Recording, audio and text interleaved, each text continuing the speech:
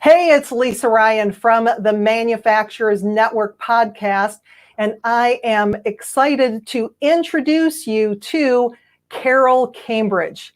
Carol Cambridge is CEO of the Stay Safe Project, an international conference speaker and workplace violence expert. Highly profiled for her expertise, she is often sought by the media for comments when tragedies occur.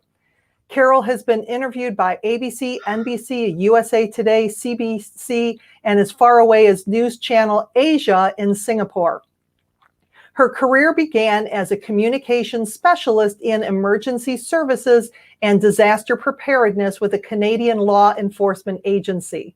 Today, 27 years later, Carol has taught over 250,000 people how to make smart, powerful, and life-saving decisions. When Carol is not speaking and training, she is at home in Glendale, Arizona, with the love of her life and 3 beautiful dogs. Carol, welcome to the show. Thanks so much for having me, Lisa. Well, you have such a fascinating background and what you've been doing. So just share a little bit about how you got started and how you ended up where you did. Well, I came to the States a number of years ago, and I was either overqualified or underqualified for absolutely everything. And not wanting to start working back into shift work, I realized that there was a hole in corporate America, specifically in manufacturing, the construction industry, electrical industry. And I just thought I have a wealth of information that can help people. And I think the biggest thing over the years that I've learned is that we don't necessarily have good critical thinking when it comes to emergencies and crisis and, dealing with people who are irate and disgruntled employees. So I was able to translate what I had spent much of my career at that point learning, and was able to translate that into a way that people were interested in, and it was very helpful to people. Yeah, I mean, it's almost unfortunate that with all the workplace violence and everything that we see that makes the news, that this has become such a big part of your career. But when put in those types of environments, those type of situations, it's really good, especially in manufacturing and everywhere, that people know exactly what to do. That's right. And what happens, and what I see a lot, is that people think that they know what they're going to do in a crisis until that crisis actually happens. And then when their emotions are involved, they see people that they work with or that they love that are involved in a horrific situation. We go right to that flight and fright freeze brain. Right. And so what I see a lot is people that think they know. They will swear up and down they know exactly what to do. But when I do some of the experiential training that I do, we find that people are very surprised by their own responses, and they just don't react the way that they assumed they would have. So it's a good wake up for them. So take us through. I know that what you do is really experiential. So when it comes to checking out, and I guess proving to people how they actually react instead of how they think they'll react, how do you bring that to life? Well, there's a couple different ways. In the workplace violence piece, when I'm doing training, what we do is I will throw out a scenario to people, and I will say, everybody here in the room, you are now part of this risk assessment team.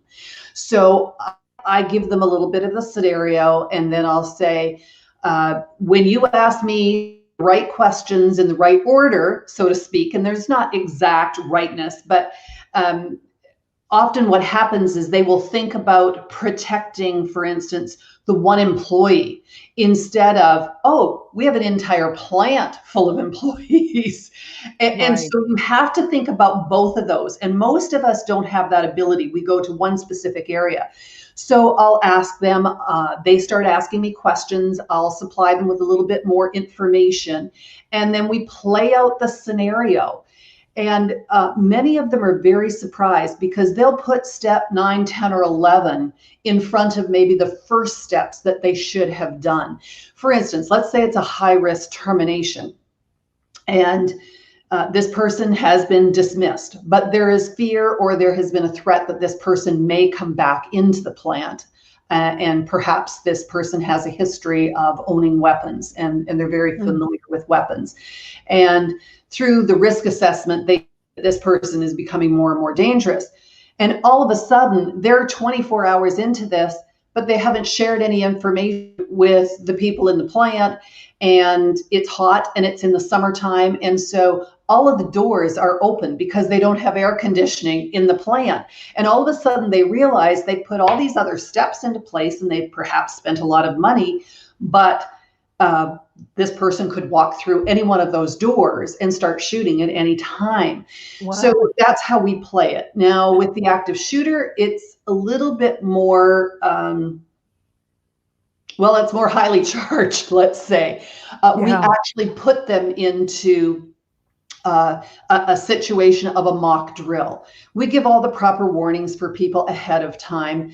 And then we actually put them in that situation where we dim the lights and they will hear the sounds of shots fired. I don't use weaponry. I'm not trying to scare anybody, but just the sounds, the dimming of lights. They're told that there's a shooter and that they need to hide or get out of the room. And we plant people with disabilities and we just watch what happens. And people typically will do absolutely everything wrong. They either freeze, they don't know where to hide, they all go out the same exits that they entered. They just do things that we're trained to do. And what we're trained to do is how to respond in a fire drill. And that's stand up, walk slowly toward the exits, be kind to everybody. But in an active shooter, who wants to be the tallest person in the room? Not me, not you, Lisa. Right. Yeah. And so they go out the doors without looking. I never say where the shooter is. The shooter could be outside. And we actually do, we do have someone playing the role of an active shooter, and they'll have a Nerf gun. And so it can't hurt anybody. Most of the time, somebody who gets hit with it, they don't even realize they're hit with that Nerf bullet. Right. But people come back afterwards and they'll say, oh my gosh, I never thought to look at what exits we have in this room. I never thought, I had an assumption. So it challenges their assumptions. It challenges their biases.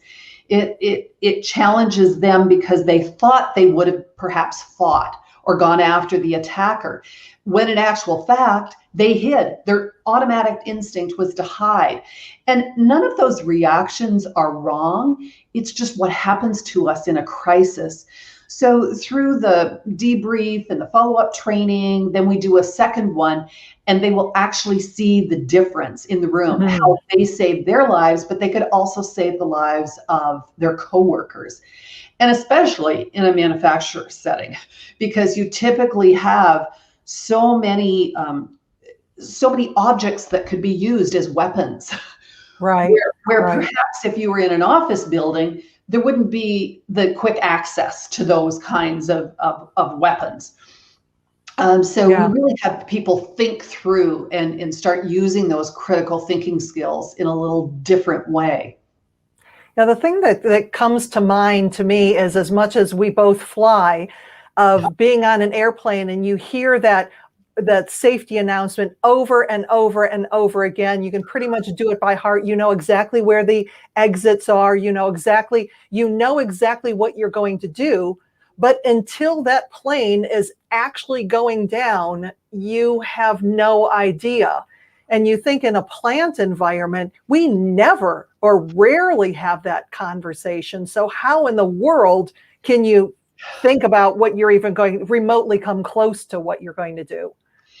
Exactly. So much of this, we just hear it comes in one ear, out ear. When you shared that example of being on a plane, I think of my friend Jackie, and it was, it's probably almost 30 years ago. She was involved. She was on Air Egypt that was hijacked. Ooh. And she was shot. There was a lot of people killed on that plane.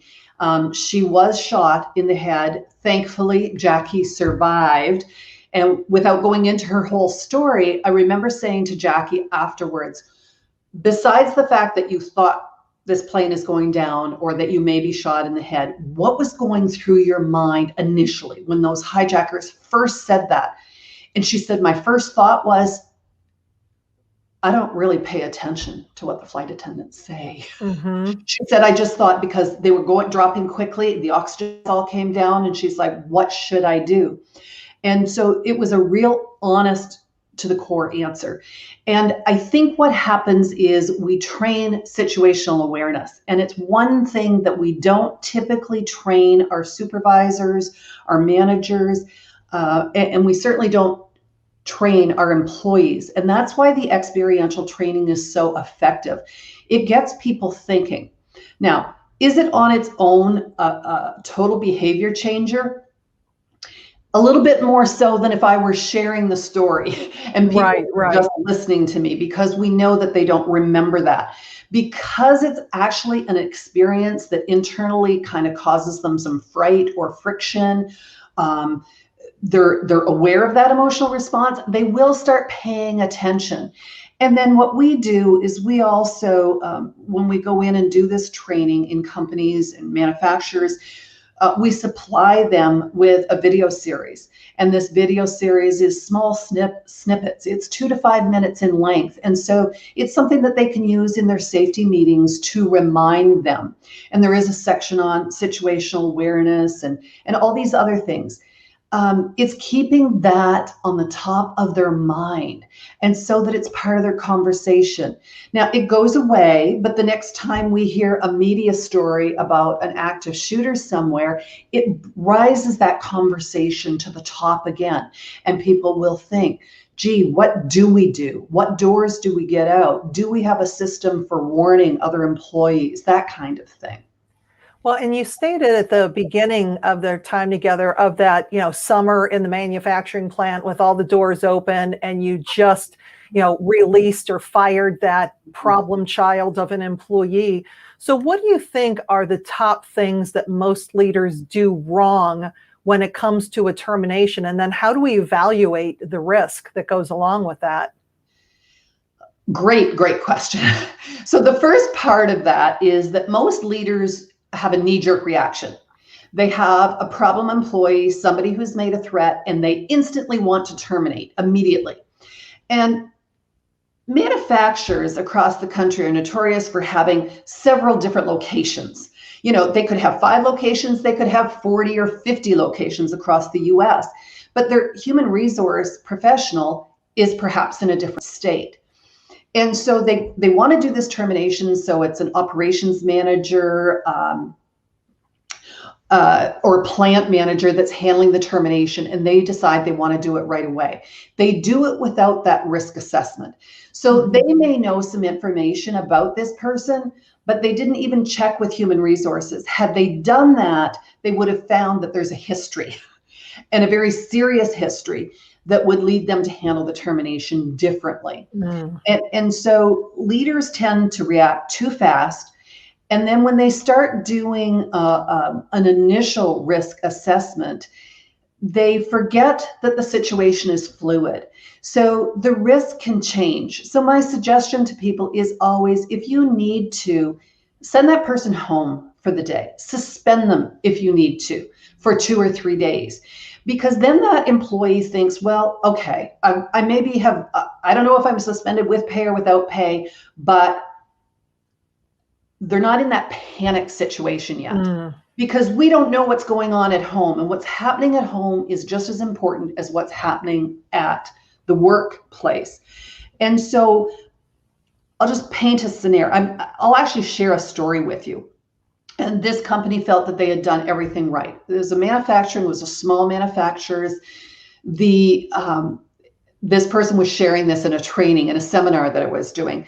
And she said, It's a family business. This employee had been with us for 17 years. We knew the whole story. He's actually a good guy, but he'd just become very disgruntled, unhappy lately, abusive towards other employees. We couldn't handle the behavior anymore. So I sent him home. Well, drinking was a part of the problem, and this man had become an alcoholic over the years. And that particular night, he picked up the phone and he called several of his friends and he said, look, do me a favor. Whatever you do, do not go to work tomorrow morning. Promise me you won't go. Ooh. Now, he called several different people, leaving some of them he spoke to personally, some of them he left a message.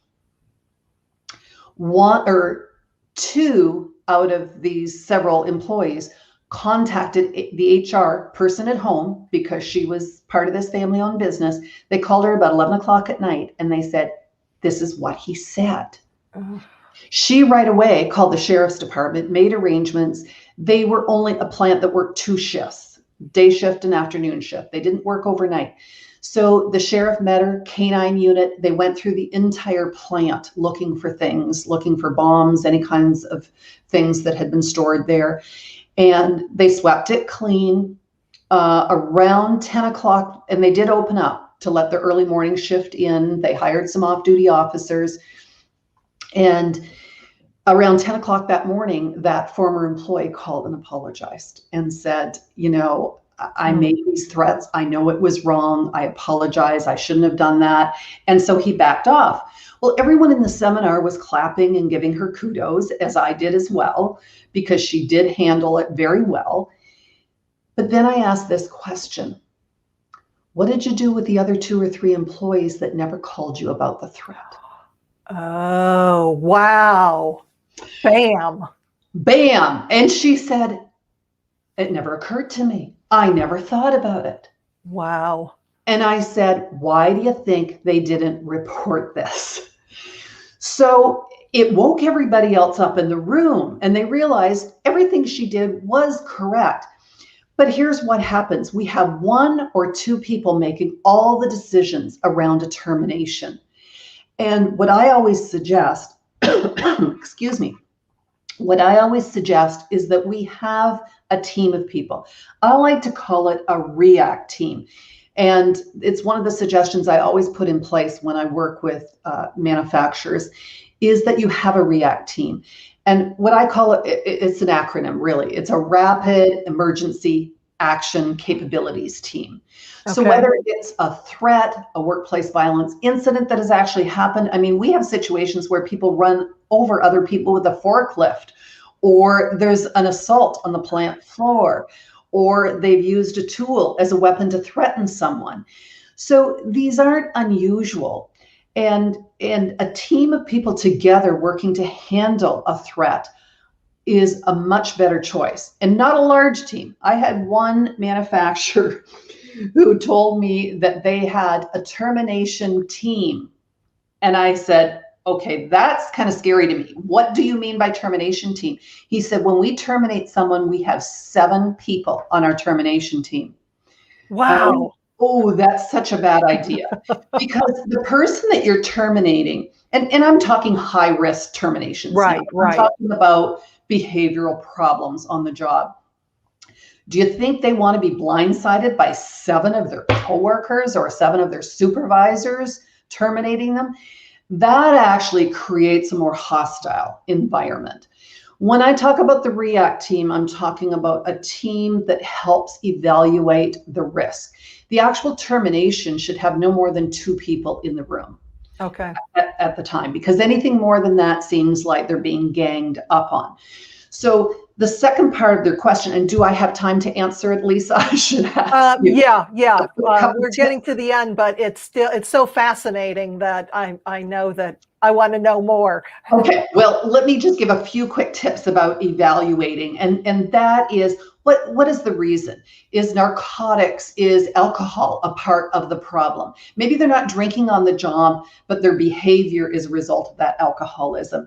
Do they have a history of violence? Are they bullying other employees?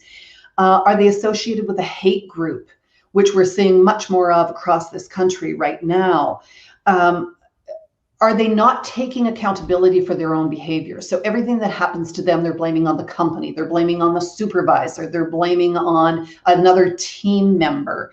If they have that preoccupation with blaming others, if they have this all or nothing kind of mentality, it's all this way or it's all that way, they can't see any middle ground, that's concerning to me.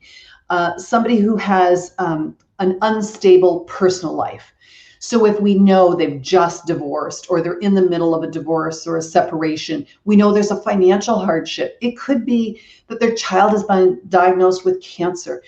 Just to keep up with all of their co-pays, they have had to foreclose on their house. They're going to lose their home, lose their security. All of these things play into the emotions of that person. And as much as we like to think we leave those emotions at home and we don't bring them to work, that's not, in fact, what happens. So when you're terminating someone like that, we have to make sure that we provide some emotional stability for that person. And we don't want to up the fear, because people who are really desperate will do desperate things, and we want to avoid that. So the higher the risk, so if they have a tendency to provoke fear in other employees, for instance, all of those kinds of things we evaluate ahead of time. And the more check marks, so to say, that we put beside these things, the higher the risk of this person.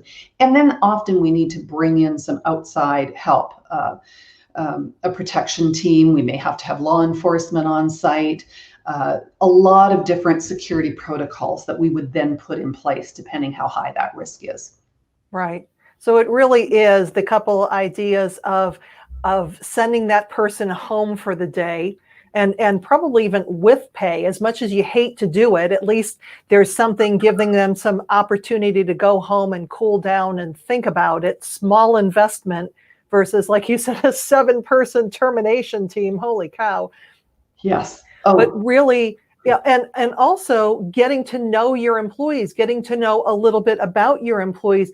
And also the thing that really stuck out in my mind was the people who didn't report it, of creating a safe enough culture that employees feel comfortable enough if they do get one of those dreadful calls like that they know the people to get in touch with, and they feel safe and comfortable in doing so. And that's certainly not something that's going to happen overnight, but these tips to just start paying attention to now are so critical. It's so true. And I want to give you a shout out for the work that you do, Lisa, because when you have a more engaged community within your work environment, a caring, engaged community, we see less workplace violence. Mm-hmm. We see less problems. Now, it doesn't mean that it's a bad hire. You could have a very good hire, you could have a very engaging employee, a good scenario, and still have a problem because this person begins spiraling. And so you might not see it for 7 years, 8 years, 10 years, 15 years. So as engaging and wonderful as your work environment is, you still need to have these procedures for terminations in place and security protocols that you can go to immediately. So as we start to wrap it up, what would be your best tip for somebody to get started as far as doing that assessment and evaluating those risks? My number one is always put a REACT team together. Okay. And I've actually worked with a few REACT teams where I've coached them how to put that team together and get a variety of people on that team. For instance, a lot of times they will put it C-level heavy. So we'll have our CEO, CFO, et cetera, et cetera. I want leaders from the floor. I want plant managers on this REACT team. I want to see someone who, for instance, is trained. If you have a trained paramedic, or if you have someone who has retired from the military and has vast experience, or retired from law enforcement, you want at least one of those folks on your REACT team. You want your HR representative on your REACT team, but you want a different variety of people so that they can assess situations. And then we can train a small team like that, what to look for, how to assess, and what security protocols need to be put in place. But you want to get that heartbeat of what's happening on the plant floor, especially when we're working different shifts, and especially if you have a troublemaker who maybe has gone from one shift to a different shift. Right. And Carol, how is it that you work with your clients, and what's the best way for them to get a hold of you if they'd like to learn more? Well, we work in a variety of different ways. We do coaching, consulting, training, speaking, speak a lot at associations, not so much this last year, as you're well aware. But we do training, whether in person or via Zoom. I know people are tired of that, but we do that. And the best way is to just give us a call. Let us know. We do a 30-minute free discovery call. So whether there's a current situation going on, you're not sure what next steps to take, just give us a shout. Our number is 623-242-8797. And we make that discovery call completely about the situation or the client. It's not about me or selling our services. It's about how can we serve and help that situation. Well, Carol, it has been an absolute pleasure having you on the show. I mean, I could talk to you all day because it's just so fascinating. So thank you so much for joining me today. Oh, thank you so much for having me, Lisa. I appreciate you. Well, I'm Lisa Ryan, and this is the Manufacturers Network podcast, and we'll see you next time.